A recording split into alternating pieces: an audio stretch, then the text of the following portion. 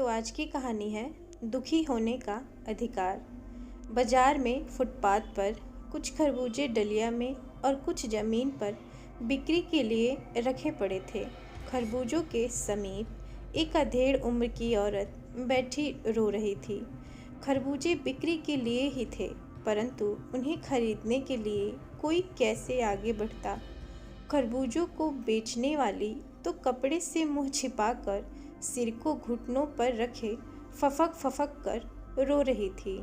पड़ोस की दुकानों के तख्तों पर बैठे या बाजार में खड़े लोग घृणा से उसी स्त्री के संबंध में बात कर रहे थे।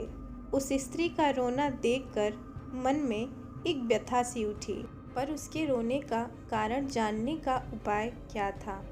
फुटपाथ पर उसके समीप बैठ सकने में मेरी पोशाक ही व्यवधान बन खड़ी हो गई। एक आदमी ने घृणा से एक तरफ थूकते हुए कहा, क्या जमाना है, जवान लड़के को मरे पूरा दिन नहीं बीता और ये बेहया दुकान लगा के बैठी है।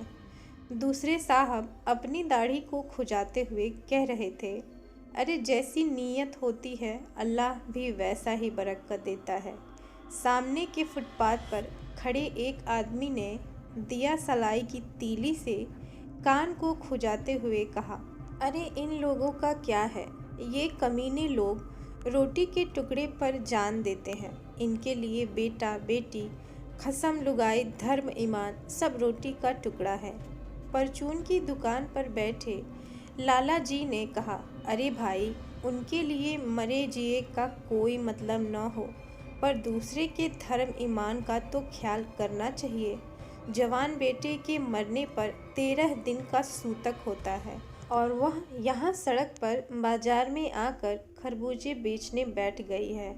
1000 आदमी आते जाते हैं, कोई क्या जानता है कि इसके घर में सूतक है। कोई इसके खरबूजे खा ले तो उसका ईमान धर्म कैसे रहेगा। क्या अंधेर है। पास पड़ोस की दुकानों से पूछने पर पता लगा उसका 23 बरस का जवान लड़का था। घर में उसकी बहू और पोता पोती हैं। लड़का शहर के पास 1.5 बीघा भर जमीन में कछियारी करके परिवार का निर्वाह करता था। खरबूजों की डलिया बाजार में पहुंचाकर कभी लड़का स्वयं सौदे के पास बैठ जाता, कभी माँ बैठ जाती। लड़का परसों सुबह मुंह अंधेरे बेलों में से पके खरबूजे चुन रहा था। गीली मेड़ की तरावट में विश्राम करते हुए एक सांप पर लड़के का पैर पड़ गया। सांप ने लड़के को डस लिया। लड़की की बुढ़िया माँ बावली होकर ओझा को बुला लाई। झाड़ना फूकना हुआ, नाग देव की पूजा हुई। पूजा के लिए दान दक्षिणा चाहिए। घर में जो कुछ आटा और अनाज था दान दक्षिणा में उठ गया। माँ बहू और बच्चे भगवान से लिपट लिपट कर रोए, पर भगवान जो एक दफ़े चुप हुआ तो फिर न बोला। सर्प के विष से उसका सब बदन काला पड़ गया था। जिंदा आदमी नंगा भी रह सकता है, परंतु मुर्दे को नंगा कैसे विदा किया जाए। उसके लिए तो बजाज की दुकान से नया कपड़ा लाना ही होगा, चाहे उसके लिए माँ के हाथों के छन्नी कंगना ही क्यों न बिक जाए। भगवान परलोक चला गया। घर में जो कुछ चूनी भूसी थी सो उसे विदा करने में चली गई। बाप नहीं रहा तो क्या। लड़के सुबह उठते ही भूख से बिलबिलाने लगे।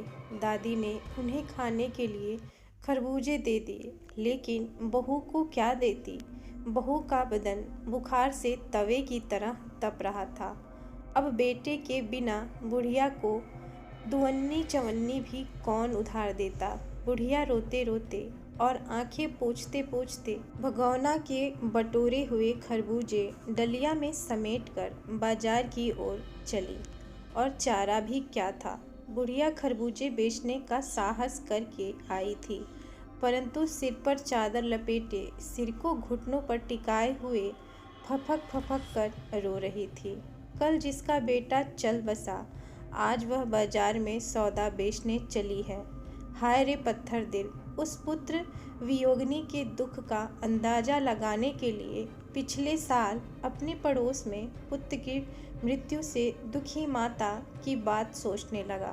वह संभवतः महिला पुत्र की मृत्यु के बाद 2.5 मास तक पलंग से उठ न सकी थी। उन्हें 15-15 मिनट बाद पुत्र वियोग से मूर्छा आ जाती थी और मूर्छा न आने की अवस्था में आंखों से आंसू न रुक सकते थे। 2 डॉक्टर हरदम सिरहाने बैठे रहते थे। हरदम सिर पर बर्फ रखी जाती थी। शहर भर के लोग के मन में उस पुत्र शोक से द्रवित हो उठे थे। जब मन को सूझ का रास्ता नहीं मिलता तो बेचैनी से कदम तेज हो जाते हैं। उसी हालत में नाक ऊपर उठाए राह चलतों से ठोकरें खाता मैं चला जा रहा था। सोच रहा था शोक करने, गम मनाने के लिए भी सहूलियत चाहिए और दुखी होने का भी एक अधिकार होता है। तो इसी के साथ ये कहानी समाप्त होती है। आशा करती हूँ कि आपको ये कहानी बेहद पसंद आई होगी। अगर पसंद आई है तो कृपया मेरी वीडियो को लाइक और चैनल को सब्सक्राइब जरूर करें और इसे अपने फैमिली और फ्रेंड के साथ भी शेयर करें। तो फिर कल मिलते हैं किसी और नई कहानी के साथ। तब तक के लिए नमस्कार। जय माता दी।